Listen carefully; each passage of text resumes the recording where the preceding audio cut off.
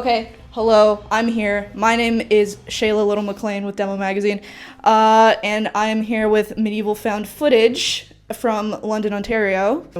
Let's do a quick introduction. What are your names and roles in the band?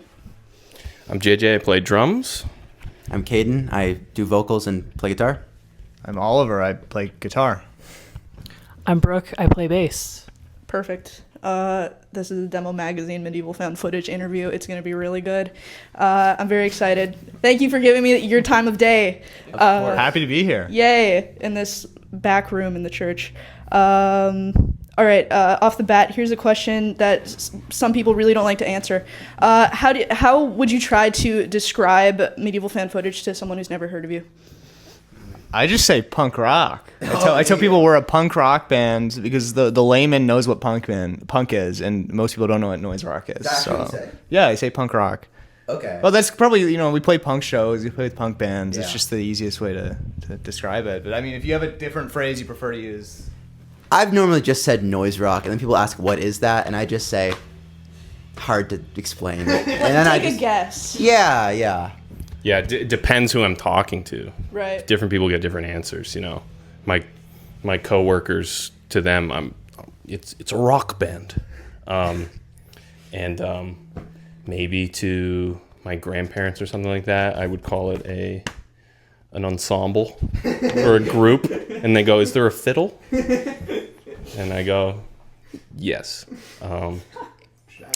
We should. And then cool people get get noise rock or something like that. Yeah. Okay. All right. We're a rock and roll band. Hell yeah. At the end of the day, we're just rock. Yeah. Good, a real good rock band. It's Saturday, June 13th, and your first album, Abigail, which is a release that encompasses 5 years of Medieval Found Footage as a band, has been out for 8 days. You just did your album release show in London, and it's been a really big week. What are some of the things running through you guys' minds right in this moment? I don't know. It feels a little weird. This is a lot of this music I never expected to come out. Like various stages, it was like, oh, is it ever going to get recorded? We recorded it once and it sounded awful. At that point, we're like, twice. Yeah, twice and it sounded awful. And then third try, it sounds pretty damn good. I'm happy with it. I thought it would just be people from London listening to it, right? Maybe Hamilton, maybe Toronto, but we've had an outpouring of support. Like, saw someone from Estonia saying it was, their favorite album of the year. So that's pretty cool.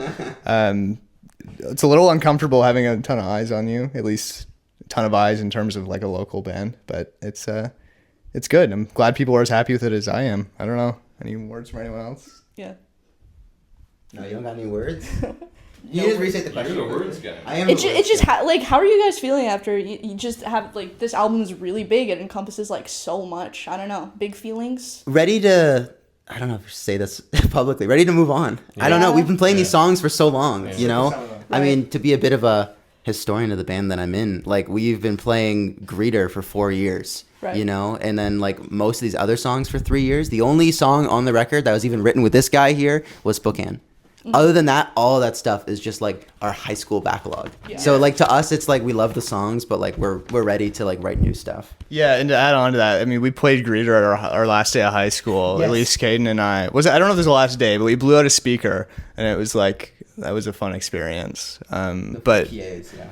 having playing songs you wrote in high school, it's like, I don't know, I'm just kind of sick of some of them. So I'm happy to move on too, as much as I love the music. Yeah, it's good to give them to everyone else so they're no longer just ours. You know what I mean? Yeah. You want to say something? You kind of got it. Yeah. I was gonna The say. nail on the head? I heard. Yeah, before this album came out, there was multiple attempts to make a record. Yeah, every summer. Summer 2023, we tried to record 2 songs that are on the album, Greeter and Siren, and then 2 songs that we just don't play anymore.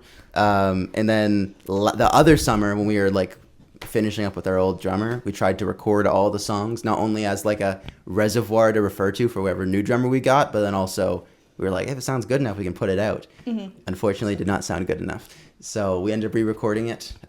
Shout out Ben and Greg. They made it great. We're gonna get into that. Oh, sorry. Yeah, no. Don't jump the gun. Yeah, I got big things in store. I'm taking this off. This is getting hot. Yeah, like in Actually, your Bible fell over. Yeah, in your CFRU segment, Kaden, you stated that the best way to describe the album is that it was unthought. It was the accumulation of us having played from 2021 to 2026, 5 years of having 6 or 8 songs and just like putting them down. And I'm kind of interested in this perspective because a lot of bands are like very eager to kind of get out what they have as soon as possible, but you guys really like waited a while. Do you want to? No, like I mean that with absolutely no offense, but I'm just really curious. No, we're a very slow moving band. We play a show like once a quarter. But also green, like you guys were kids when you wrote this stuff and just figuring it out, like figuring out how to be a band for the first time. This is all of your first band, correct? Yeah. I don't think any of us played with anyone else before this. Well, I mean, high school band, yeah. In high school music, but other than that, no, nothing real. Yeah. I mean, it's just, yeah. I think we've probably, if we had someone who reached out to us to do it, we would have. But also, like, the first 3 years of the band, we mostly just played covers in our basement for fun. We didn't really, like, actually sit down and say, like, we're going to, like, write new music until, like, December 2023. Yeah. And that's when we played our first show that was only originals. Okay. And since then, almost all those songs are all we've played. Nice. Because we practiced, like, once a month during, like, the school year. So, like, most of that is just, like, keeping up to date with, like, and making sure we, like, are still, like, oiled up and ready to play those songs. Mm-hmm. So, yeah, we're slow to writing music. You guys were, and some of you still in school, too. So, yeah. That extends the timeline, like, tenfold, just that right there. So, all in different cities. So, it's tricky for us these days, but, you know, London's our home base. Yeah. Totally. Do you think that like sitting on this material and having these songs for so long kind of influenced anything about like the album, or just I don't know how you approach the album, or like anything at all? Did any of these songs like evolve at all? Oh yeah. Yeah. I think a lot of the songs became, I guess, less derivative. Each song you can kind of attribute to, we kind of wanted to do something similar to something that an artist we were listening to at the time was doing. But through like the years of refining the material and playing it live, we ended up kind of finding our own voice through it. I'm glad we waited to record it because I don't no, yeah. like it like we found our voice through the songs that we had already written, and it was cool to go through that process. Yeah, we're definitely a live band. Like, I think a lot of like the songs have changed a lot just from us playing them live and finding like a good energy where we're comfortable playing them. There was a lot of awkwardness in the early days that I think is completely kind of oiled out now. In terms of like actual changes to the music, there have been a couple. Like the current ending for Two Lefts, for instance, was not the original song as we first performed it. That's completely changed. We've played short and long Shark Eats Man in different portions. We're just playing it long, like live for the first time now. The short version's like 9 minutes, the long version's 12 minutes, 13 minutes. Right. Yeah. In terms of like cohesion, sorry, what was the question again? Oh, it's just what material evolved. Yeah, just like over the years. Yeah, because you've kind of had it for so long, and you've been able to like mature kind of with the songs. So I'm kind of curious about your thoughts. That's a very interesting perspective. Yeah, we have kind of grown up around these songs. Like we've gone from like being like in high school to now like I've graduated university. I'm back. I'm in the world. I got to figure out what the hell I'm gonna do, and it's like we've been playing the same songs throughout that entire period. How have I matured? You have something to say? I mean, they started as jams, most of them. Just like, you know, somebody put down a bed track and things that get stacked on top of that. So they were kind of built as constantly evolving pieces. And it's just continued up to that point. Like, you know, with having JJ now, a lot of the drum parts changed a lot, and that kind of changed how the songs sounded. Just by virtue of, you know, having a new perspective from the rhythm side of things. I don't know. But yeah, Two Lefts is a good example where I've listened back to old demos of that now, and it's like the ending's completely different. It's half the speed. It really sounds like a different song. So I don't know. That goes for most of our music. Greeter's the only one that stayed mostly the same, to be honest. At the same time, though, we chose to re-record Greeter, right? I mean, not only for the fidelity difference, but also because, like, even though no specific part has really changed all that much, like, I think you can kind of hear our perspectives around the song have changed in the 5 years, or I guess that came out 2 years ago, but still, in those 2 years, we've grown a lot as a band, and we played a lot more live and found our footing more. Right. Yeah. Absolutely. Yeah. What about like your taste? How have your taste changed since like beginning of the band to now? Who wants to go What? first? Brooke? I think our tastes have kind of diverged a bit since we started the band. It's hard to exactly describe how, but it's gone from us all kind of listening to the same bands when we first started playing together in high school to maybe one or two that were all fans of, like, say, Modest Mouse or something like that. And everyone just bringing their own set of influences to the jams. So it's kind of just a melting pot of everything that everyone's listening to, and no one's really I don't know. We don't talk about music a whole lot during jams anymore, do we? Not really. Yeah, we used to be constantly, like, in high school, so many people our age who liked decent music in high school were listening to, like, I don't know, Black Midi, Black Country Road, all that stuff that was coming out in like 2020, 2021. At least the three of us. JJ's a bit older, so I don't know what he was listening to in high school. Title Fight.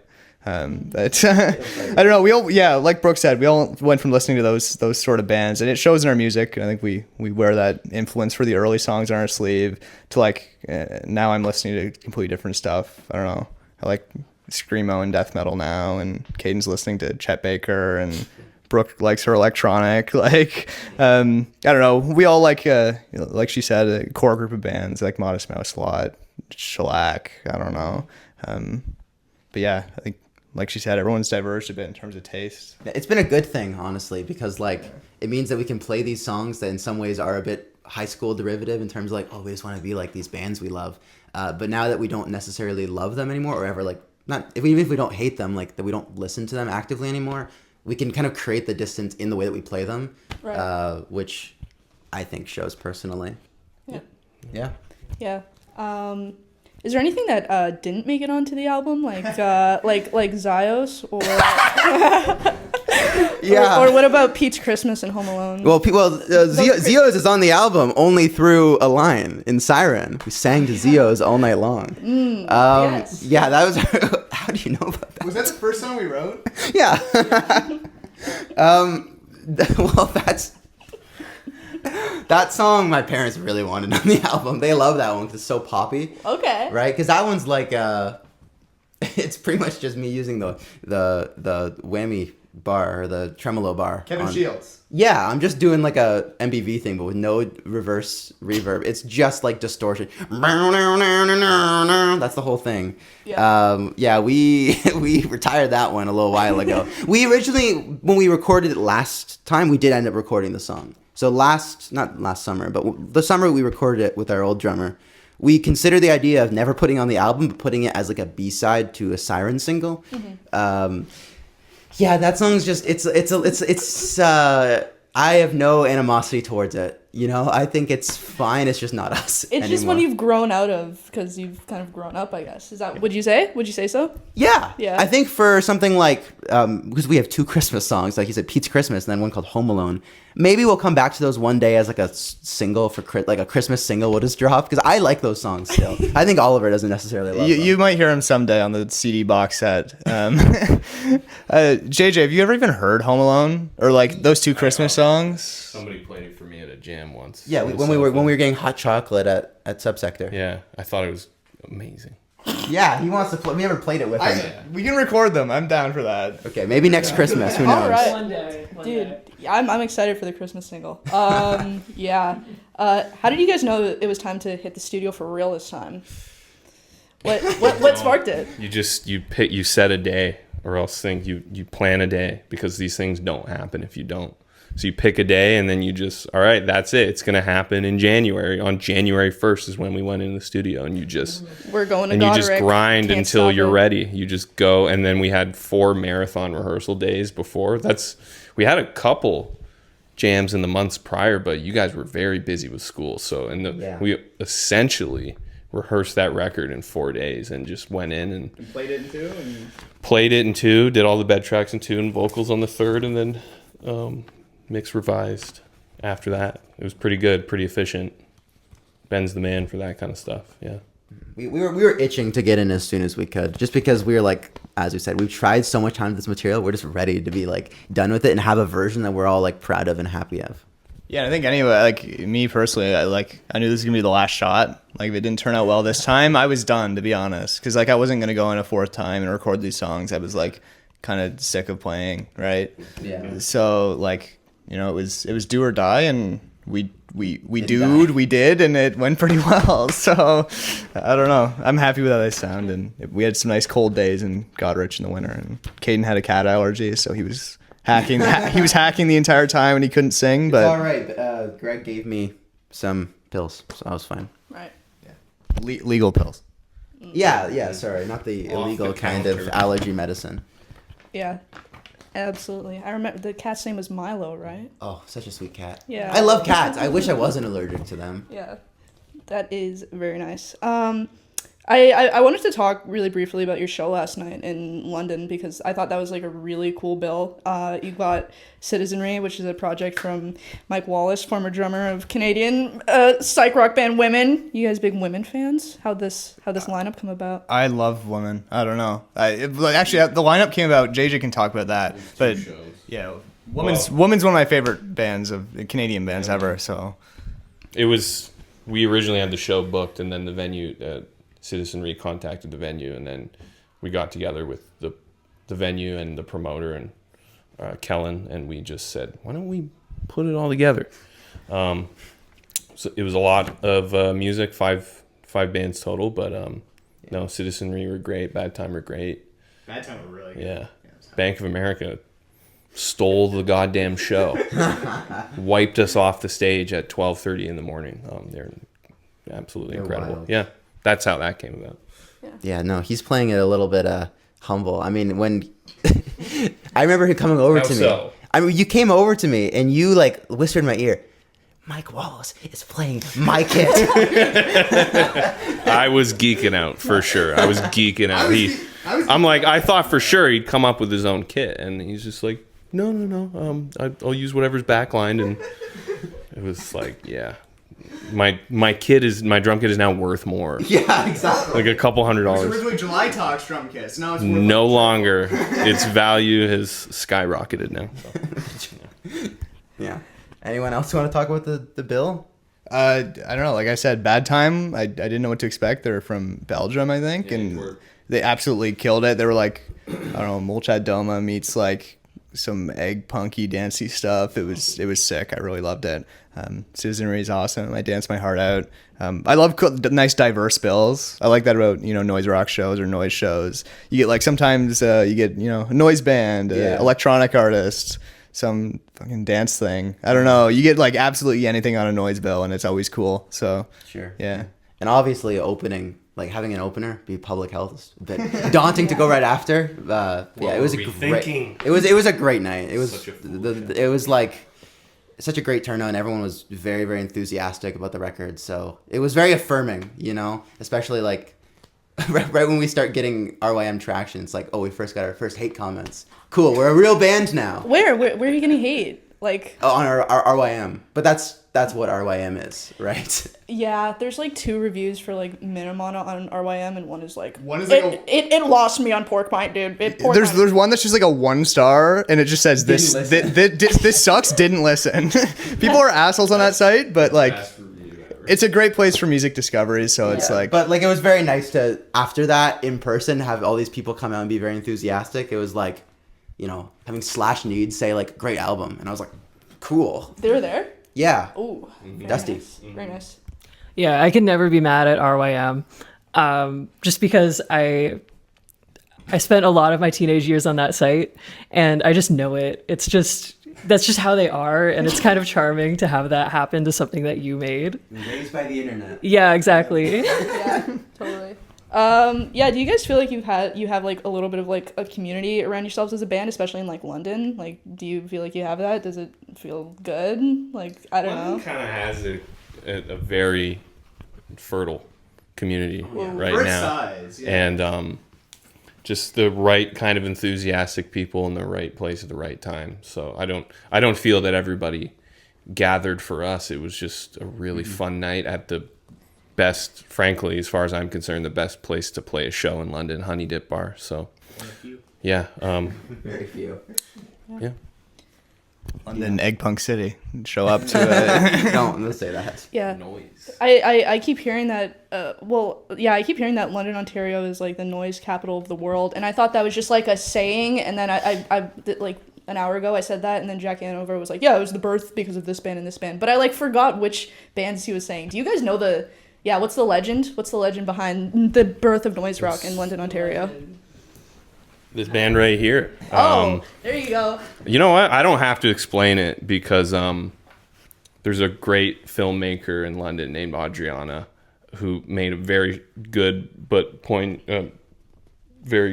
matter of fact 10-minute long, 15-minute long mini documentary about the history of noise, interviewing some of the members of Nihilist Spasm Band, some of the surviving members, and some current artists too. So I'd say look that up. I forget what it's called. I think it's called When in London, Make Noise. Yeah. Right? So It's fantastic. It might be Yeah. when and listen to noise. It's probably on YouTube. But yeah, check that out for sure. That'll tell the story better than I ever could. Right. Yeah. well researched. Yeah. Super cool. Destroy all nations. Let's get a little bit into Abigail. Sweet. I want to. Well, the first impression obviously is going to be the title and the cover. Throughout the release of the singles and the album, like they all have like kind of similar creative direction. Like there's something that's like weathered by age or like deteriorated or crumbling, and it's got like this script that looks like a child making like engravings on a desk. What are some of the ideas or like motivations behind this kind of creative direction? Yeah. Well, that scratchy writing, that's my my partner Olivia Bill. She did all the covers and she does like most of our like posters and she did all the shirts and stuff. We originally actually our idea went even further than just like the like text and stuff like that. We like went on a trip to Niagara Falls to take photos of like old dilapidated motels.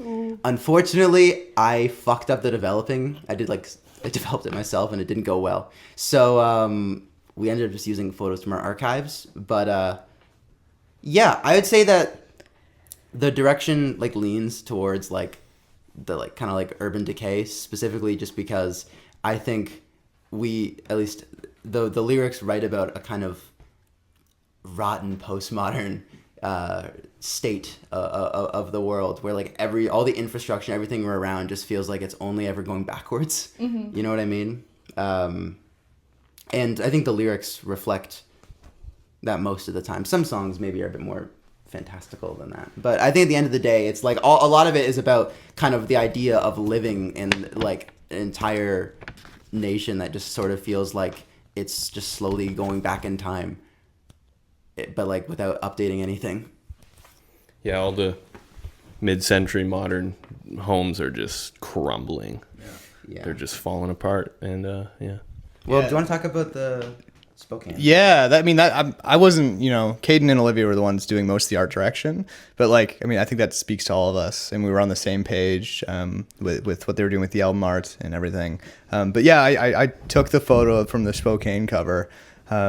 It was kind of just by chance we used it. Like I sent a batch of photos and Caden and Olivia were like, that's sick. We should use that. It feels on theme for Spokane. That's an old Blockbuster in Owen Sound where I grew up.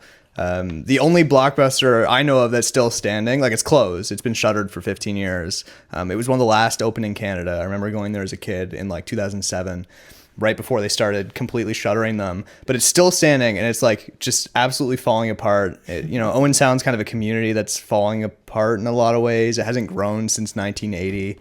And a lot of those old buildings are crumbling. So, I don't know. That just kind of reflected growing up, and the album art kind of reflects my life and all of our lives in that way, I guess. I don't know. Yeah, the skeleton key is that we grew up in St. Thomas, Ontario. So this is kind of the environment in which the songs were produced in. Even London, to some extent, is like JJ and Ingersoll. permanent construction. Like you try to drive around London right now, it's just awful. Yeah, it feels like nothing ever gets done, which I know is like the same with any small town place in Canada. You guys like kind of kept the explanation behind the name of the album Abigail like hush hush when it was briefly brought up on CFRU. You were like, let's save that for later. But now I think it's time to tell all. Who yeah. That was just because we hadn't even agreed on the name yet. I was just being a little cocky and bold because we were debating between a couple of things. We were mostly set on that, but I think JJ was like, I think we can come up with a better one. I didn't think we could, so I just said it publicly. Because I was like, you know what? I want this to be the title. Everyone else is fine with it. Let's just go with it. That was actually the first time I heard what it was going to be called at all wait, on the radio show. Yeah. Was it? I was just Okay, like, so that was a genuine- okay. I don't know what the name's. I don't know why, but I like it. Who is Frank Abagnale? Who is Frank Abagnale? Yeah. Like the shittiest guy ever. He just felt like spiritually like every single narrator in all the songs feels like possessed by Frank Abagnale. Not all of them, but like By a man-child. yeah. Frank I mean, Abagnale. what I think is interesting with Frank Abagnale is that his career is solely touring around like universities and doing speeches. Because he lied about everything. Right. Right? Like, he lied about lying, Yeah. is the whole thing. So I think he's such a pathetic guy. That's why in Two Lefts there's the lyric, my Frank Abagnale tour across America. I was gonna It's say like that. the saddest thing ever. This guy just drives around all day telling stories of things he never did. The one thing he really did was, like, sexually assault some girls on a school campus claiming he was a doctor. And then he had to give them, like, breast exams or something. Like, he's a shitty guy. Yeah. He's a really bad guy. So, that's the name. Fun story about that. There's actually a Frank Abagnale sample that's kind of hard to pick up. Yeah, that's right. Yeah. We took a clip of an interview of Frank, or I don't know if it It's was an like insurance ad. It was an insurance ad. Yeah, that's right. That was posed as an interview with Frank Abagnale.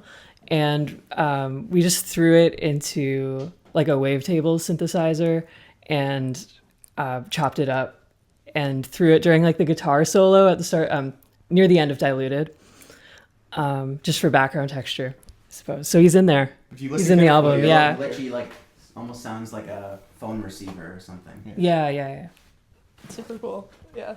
I think Frank Abagnale is such like a funny and unique sort of inspiration. Like, I don't know. I think that's really cool. I think it also just sounds pretty. If you don't know what Abagnale means, it's just like Abagnale. word. It's a Yeah. good word, right? It's a Yeah. good name.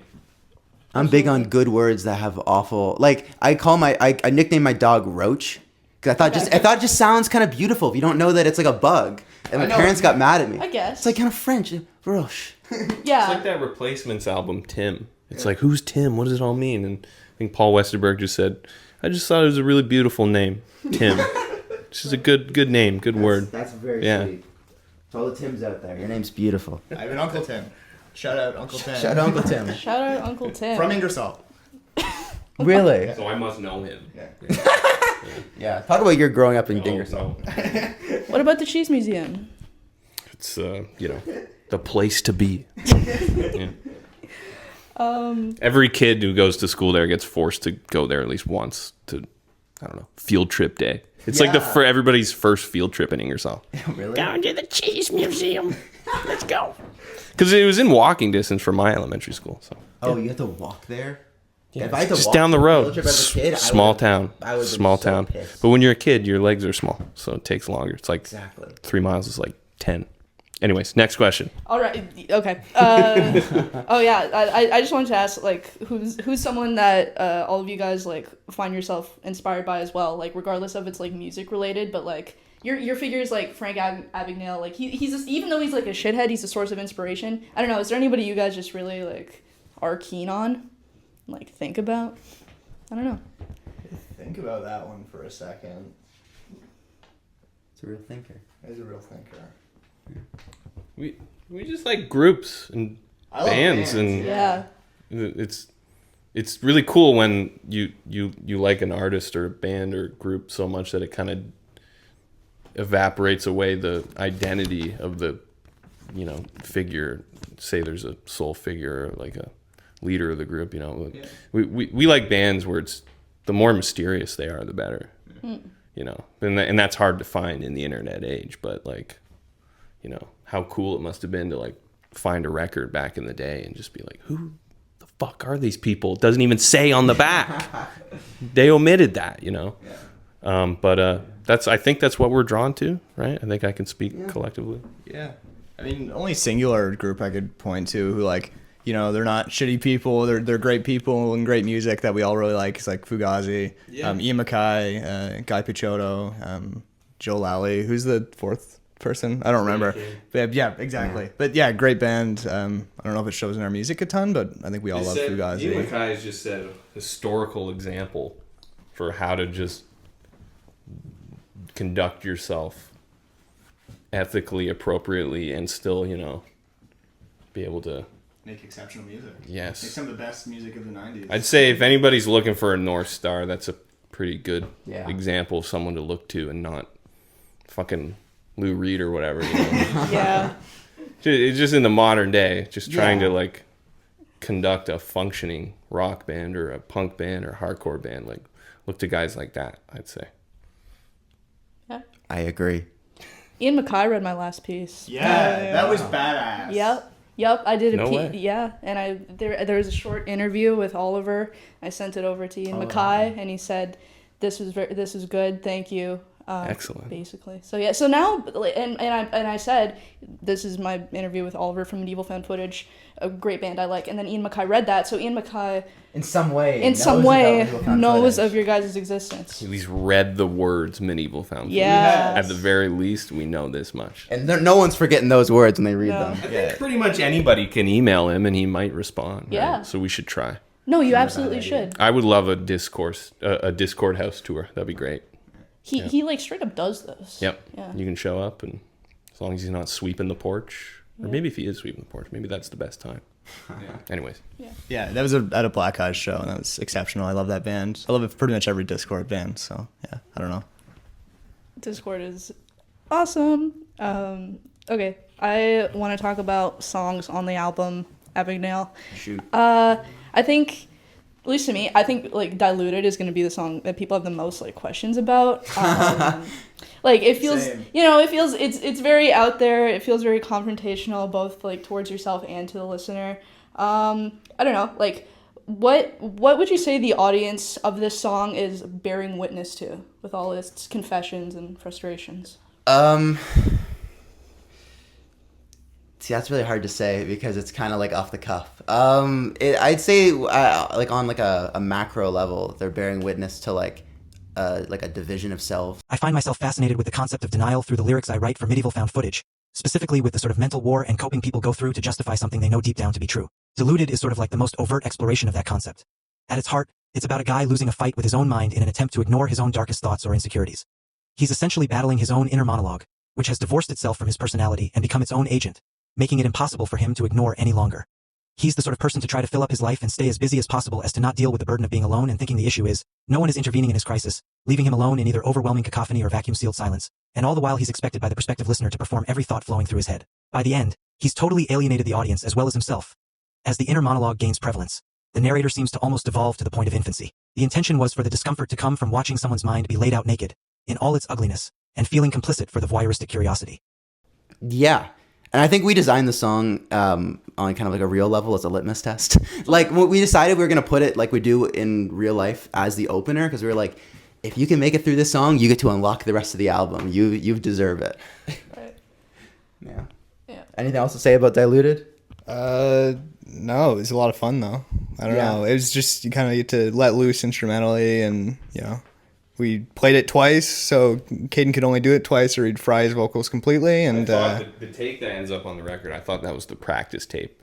The practice take. For me, it was. I was like, in my head, I was just like, I was trying to remember how to play the damn thing. Seriously? And like, I was going to hone it. I was going to work out more what I was going to do. And then, you just went full send. And I had no clue. that was it. It's I all right. set up that mini DV camcorder and I was like, this is the take. It's what's getting down. You filmed it? Yeah, it's all on film. You filmed it. box set. Box set. The box set. It'll be on the box set Yeah. in 20 years. But yeah, that was I don't know. It was it's not perfect, but I'm glad we got it recorded, and you can only do it a couple times, so it's out there now, and hopefully some people enjoy it. Hopefully some people hate it, like that means you're doing something right if you're pissing a couple people off. Yeah, because it's off the cuff. Like there's certain things that you can tell are rhythmic that I say every time, but like a lot of it is just kind of me trying my best. There is definitely the fact that we had basically one usable take kind of sucked. We recorded the vocals in the room because I'm kind of conducting everyone with my hands. So you can't cut out any of the vocals if you don't like them. I ended up saying the word fuck quite a bit in a way that feels a bit juvenile, and we actually ended up cutting one or two somehow just through Ben's magic. But I'm just trying to lean into the idea this is a very like man-childish character. So I would say I also kind of like picked up on that. One of the first things that I kind of took away from the album as a whole is that like it feels like there's kind of like a lot of like change and growth. Like it begins with Diluted, which is very like angry, and it's like vulnerable, and it kind of like it's demanding a respect that isn't like otherwise being received. And I feel like that's like the antithesis to like getting respect is saying like respect me, you know what I mean? And then it ends on a note of it ends on Shark Eats Man, and you're saying, you know, what a jerk I am. Do you feel like there's kind of like a growth in the like within the album? There's like a send off of like maturity in a way. I don't know. That's what I picked up on. yeah, that's a really interesting perspective. I guess I never thought about it like that. I'm curious. I can speak on that. Yeah. I think the way I view the two songs, Sharky's Man and Diluted, is that Diluted is like it's a very obvious fourth wall break. But it's like really manufactured, you know? Like it's the singer screaming into into the microphone and talking to you directly. And yeah, making all these demands, trying to assert himself. But Shark Eats Man ends on a 6-minute instrumental, and it almost feels like the most honest thing on the whole record, you know? Like, after everything that's been said, it's just 4 people playing instruments in a room. And I feel like there's some sort of statement to be made there about, like, I can't exactly get to the root of it, you know? Anyways, anyone else? Yeah, and I think even musically, completely independent of like the lyrics, like I think it's a backloaded album. Like my favorite 2 songs now are the last 2 songs. Like I feel like it gets better as it goes on. It's like almost musically it's growing. Yeah, I don't know. Two Left's probably my favorite song in the album. So It definitely slows down, is what I'll say. Like I know, like I didn't realize until we got a lot of comments saying so. Like the BPM per song genuinely does go down quite a bit, just like linearly as the album goes down. Speaking on that that ending though, I think it was kind of like in a sense a bit designed as like a sentimental thing. Like that originated with our old drummer, and so when we were playing it back then, it was very much like, for me at least, a very beautiful kind of send off to the band as it was, because we did not know if we'd find another drummer, if the band would end with just that like recording. So to me, that part's always felt very reminiscent of, I don't know if you know, the New York 1981 show that New Order played. They played the show in New York, right? Like only a couple like months really after Ian Curtis killed himself, where like, in my eyes, when they end that show with Ceremony. No, it's not Ceremony. Oh, sorry, what's the one that, They end it with, why am I drawing a blank? What's the song called? Up, down, turn around, please don't let me. Do you know why am I blanking right now? I'm blanking on it too. It's the heat in this room. Dump it in. They end on, whatever, I forget. Basically, at the end of that, they all take turns placing down their instruments, leaving the song, and then walking off stage. So by the end, like there's like no one on stage, and it feels very beautiful. And so I think when we like, that was kind of a bit of an inspiration, at least on my end, for like, how do we end this song, is to like literally have everyone give their last piece. You know, I play a little like solo, you could say, and then I put my guitar down, then Oliver puts his guitar down, then Brooke puts her bass down, and then it's just the drums again, like kind of like a snow globe, starts with the drums, ends with the drums, in a sense. That's really interesting. I never noticed that, but yeah. And that's how we've been ending these shows too. Yeah. At least with the long form Shark Eats Man. Mm-hmm. Cool. It definitely makes it feel a lot more. I think it's nice to end the album with something that's just ear candy. Like just we get quiet for the first time, and you can like really, really hear the room on the record, and that's very cool. Yeah. Yeah. Super cool. Really good analysis, guys. I really like the song. Well, I love all the songs, but I really like the song Spokane, Washington. Was its story inspired by anything from real life? Thankfully not. We had to research because we did not want to pick the original song was just gonna be called Disfigured, and then I was like, it'd be better to have like pick a place for it to happen. So I didn't know what minor kind of American cities had a river that you could drown in. So I just put Kalamazoo was the original thing, and I didn't like that. So then I saw. Glad we didn't go with that. I saw a TikTok. Remember when that thing was happening where people were being like, I'm so hungry I could eat, and they just put some random Facebook friends that the person had. So there's someone doing that to her boyfriend, and then the guy turns over and looks at her and says, my friend from the rowing team who drowned in the Spokane River in 2009. And I thought that was so funny. I have to say that we picked that, but we made sure to do our research. No little girl or child under 14, for that matter, has drowned in that river that I know of. Okay. So we're not gonna have any grieving parents saying that we're like profiting off of their tragedy. I really didn't want that to be the case. Yeah. So I'm glad that's the case. Yeah, totally. Yeah. Don't go drowning in the Spokane River now. No, That would really tarnish the song. Yeah, our song's a bit of a PSA. Like, just stay clear of that area. That's really funny.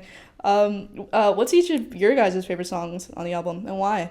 I mean, I already touched on it. Two Lefts. Two Lefts. Two Lefts probably my favorite. That just started out as a song called Dying Cowboy. It was like a jam we did where like I just made this feedback loop messing with some delay because I like my weird little bleep loops with my guitar pedals. And it slowly built up over time into something that I think out of all our songs probably sounds one of the most unique sounding up until the end, which is obviously like borrowing a lot from the best of Modest Mouse, but still doing its own thing. But yeah, that first section of the song just sounds like we're kind of coming into our own for the first time after writing our first 2 or 3 songs, which are a bit more obvious in their inspiration. So yeah, I think it's beautiful. It has great dynamics, goes from being quiet and kind of creepy to loud and explosive, and it's a great bit of noise rock, I think. I don't know. Take your pick. Yeah.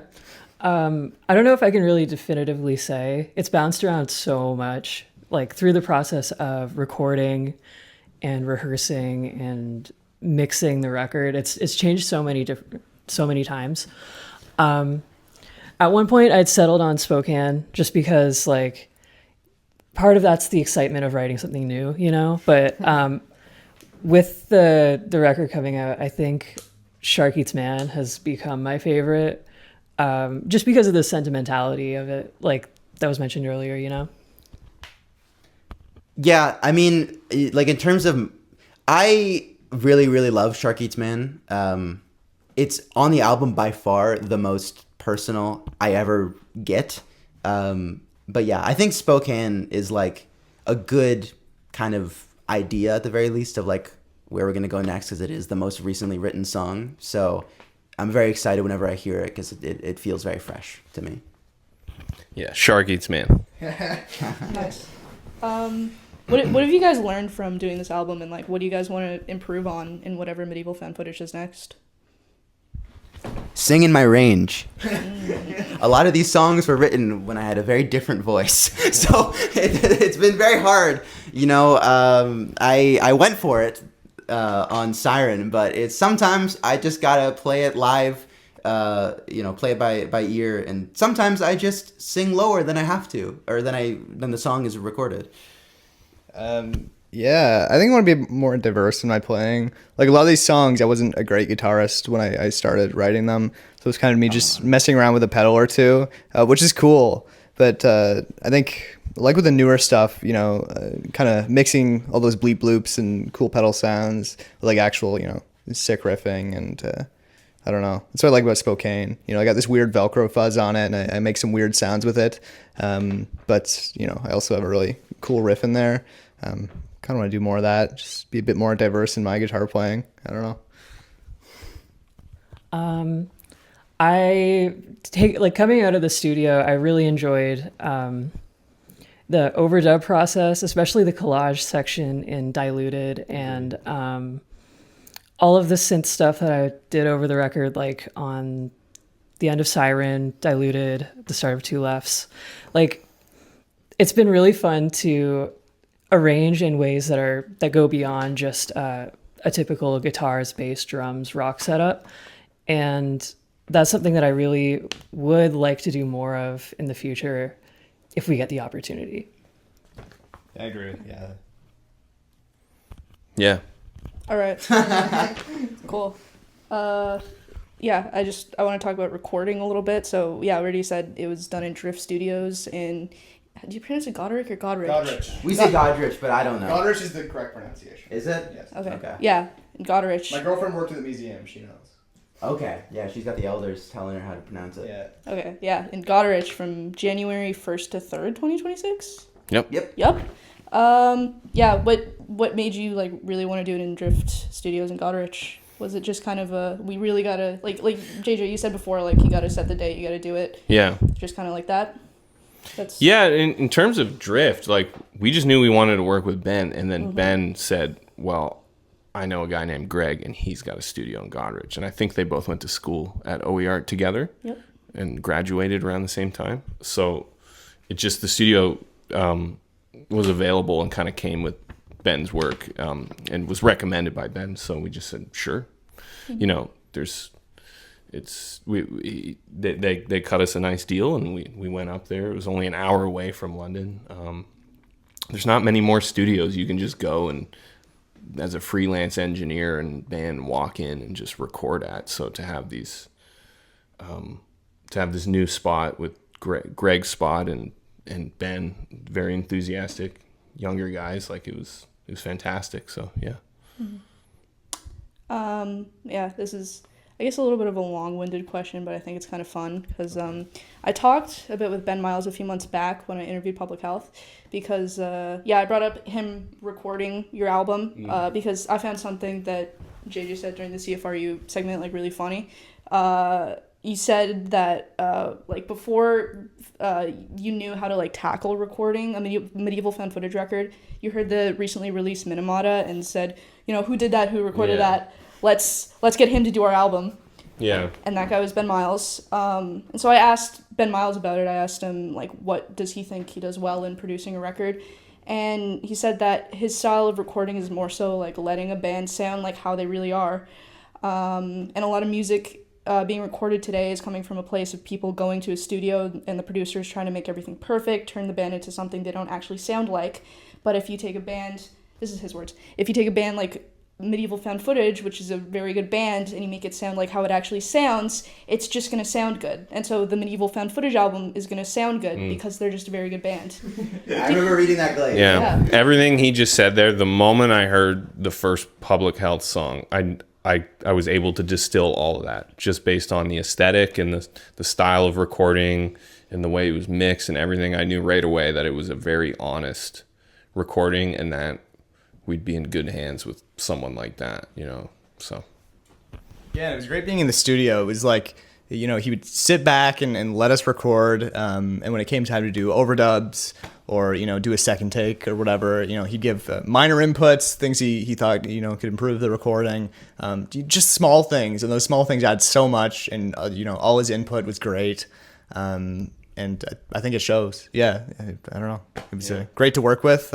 Wasn't overbearing, but wasn't underbearing either. He was a perfect amount of bearing.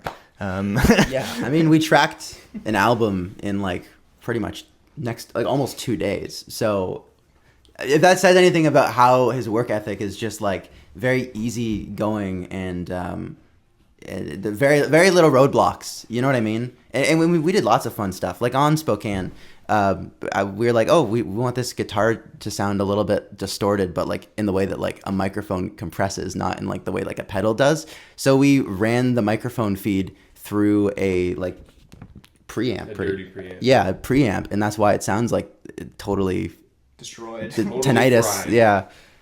Brooke, you want to say something? No? Yeah, and it was, I don't know, we got free PBRs out of it. That's true. I don't know. It was nice. Yeah. Tire Fire brought the beers. Tire Fire did bring the beers. See, they're a great band. See them. I don't know. Yes. Tonight. It's tonight. Yeah, tonight. They're playing tonight. Yeah, what was your like favorite or like the funniest or most memorable part of recording the album for you guys? Don't say that. Oh, I won't. Say just, you know. What was that? That local Godrich Rogers TV channel we stumbled upon at the hotel. Yes. With this weird, liminal, strange, uncanny animation going. That one. Can you recount it better than I can? Yeah, it felt like Little Red Riding Hood. Yeah, it was. It was like a clip art moving across the screen like a puppet, and there was like a guy with a deep voice narrating the whole story, reading every character's. It was very strange. Although I thought you were going to talk about the like Apocalypse channel. Oh yeah. Every night. So you're gonna. They had like World War Z, War of the Worlds, like the Steven like Spielberg all on a one. loop. 2012. Doomsday. It was like just those 4 movies every day. Whoa. They just played disaster movies in the 2010s. So for like Why on New Year's Day they would do this, I don't know. 8-hour like days in the studio, we just go and like Caden would eat his kielbasa, and we would watch these disaster movies on the. We'd watch these disaster movies on the TV right before bed. I don't know. It was awesome. The one night everyone went to bed early, and I just was too hooked on 2012 that I pulled it up on my phone and I watched the rest of the movie on my phone. Madman. I will say Drift is it's wonderful. It's a very whimsical place. They've got a cat called Milo, and I love him. I was trying to get Milo to like me the entire time that we were recording there, and he seemed to be very grumpy at first, but he eventually warmed up to all of us. Yeah, no, that cat is great. I love studio cats, and Milo is a great one. Yep. What's your guys' favorite part about being in medieval fan footage? I'm passing that for now. I need to think for a moment. My favorite part of being in medieval found footage is that I get to play with 3 talented musicians. Because I am definitely the least technically competent member of the band. So sometimes I feel like I'm being like anchored heavily by these 3. Like they're like the only reason that we've got any of this. So I'm very grateful for the people who are in this room today. And for the action Bible. Let me put that away. Well said. Yeah. Getting to watch this guy is the best part about being in this band. Getting a front row seat to Cade's madness. That's it. Yeah. That's a great quote. Yeah. Welcome to my twisted mind. I don't know. I just love realizing, like, I don't know, getting in the studio, throwing something that I think sounds cool together, and other people getting to hear it. I mean, I would be playing live if there was 0 people at our shows. So the fact there's, 15, 20, 30, 100, that's just an extra added benefit to it. It's fun. I don't know. Playing music's fun. I think everyone should do it. If you're thinking about forming a band, go do it, please. We need more bands that are making noise rock. Yeah, I don't know. And we get to play with a lot of amazing bands and see them. Yeah. Yeah, I don't know. It's great playing in a room with people that you're on such a creative wavelength with, and it's been so great saying that I can actually like be a fan of the thing that I'm making, like I like to consider myself a fan of MFF just because like I admire the work that everyone does in this band so much, and it's something that I can be proud of, Yeah. On Oliver's last point, the very important point. I mean, me and Jack were just talking about it yesterday. Like, it's just so cool having kind of naturally sprung up in like this quickly developing scene. Like, none of us were like being like, oh, let's jump in on the Southwest Ontario hype right now. It just is kind of shown up, and it's like we just were lucky enough to find ourselves surrounded by a ton of like-minded people who just in the same time about 3 years ago started playing cool experimental stuff. So it's just being able to kind of have all these cool contemporaries and like just hold your own even despite that is like very cool. Totally. Can you guys think of something you wish that I asked that I haven't asked? About the album, about the band, about anything. The origin of the band name. I don't know if we've talked about that before. I think you kind of, yeah, you have. Alternative band names we considered but didn't go with. That's funny. Everyone can give one, although no, he can't. Fake people. We hated the name Medieval Found Footage. Wooden people. We were like, oh, Medieval Found Footage sucks. We got to think of something better. So we walked around Port Stanley where we formed, and we're like just throwing band names out there, and one of them was Wooden People. And just like everything was worse than Medieval Found Footage, so we stuck with it. I don't know. But people all the time say they like, oh, you guys have such a cool band name. And I'm like, is it cool? I don't think or it's cool. Is it just like ridiculous and so it grabs attention? You know what I mean? Everyone was complimented, and we're like, we all kind of hate it and wish we had something better. But that's how band names go. Do you have any others you remember? I like the band name now. You do? Yeah, I think so. I remember we came up with Slow Moving Trains as one of them, which I think is a Godspeed reference. That's too on the But nose. yeah, it's too on the nose. Yeah. And I can't remember any other ones. Well, that's the reason. The reason I joined your band is because the band name's just hilarious. Come on. That is It's true. the best band name ever. But you also, he saw us live on our final show, like the show with our The final show. our final show with our old drummer, which we thought was like the end of this high school Yeah. band. He was taking photos of us on his film camera with his like wacky fisheye lens, and I just happened to run into him at the London Vintage Camera Show in the fall, Shout out and I was just like, Maureen Tucker. "Hey man, we've got these demos from a failed album recording. Can you listen to these and say if you're interested in playing with us?" And he got back to me within like a week, and I was like, I would be like kicking myself if I didn't. That was a nice compliment to us. I was actually gonna try to mix your recordings too, because Yeah, you tried. I gave it a shot. In the end, they ended up being very good demos. Yeah. Yeah. But yeah. Yeah. Thank you. Yeah. All right. It's cool. Okay, that is it. Yay. 1 hour on the dot. Yes, Perfect. read Demo Mag. Thank you for doing that. Blue edition, red edition. And read the Action Read Bible. the Action Bible. The important story in here about wife swaps. Which is Where's real, Moses' by the way. pregnancy? That's I not gotta a see that. joke. I gotta see that. You think Where'd it's it a go? joke. It's not a joke. I lost it. We lost it. Wait, maybe there's a. There's wife swapping in here. It's not yours. We gotta find wife swap. It was Genesis. Wife swap in Was the it Eucharist Genesis? Church Bible. Maybe not. I don't know. No, it was in Genesis. Let's find it. Genesis is the Joshua. first book of the Bible, bro. Wife swap. We should not read it. Let's but, get it. Let's get a close up. Wife swap. Jacob continues his journey at last to swap his wife, I guess. All right. Now we're gonna go see Tire Fire. What am I saying? Tire Fire. Tire Fire. All right. Peace out. Yep. That was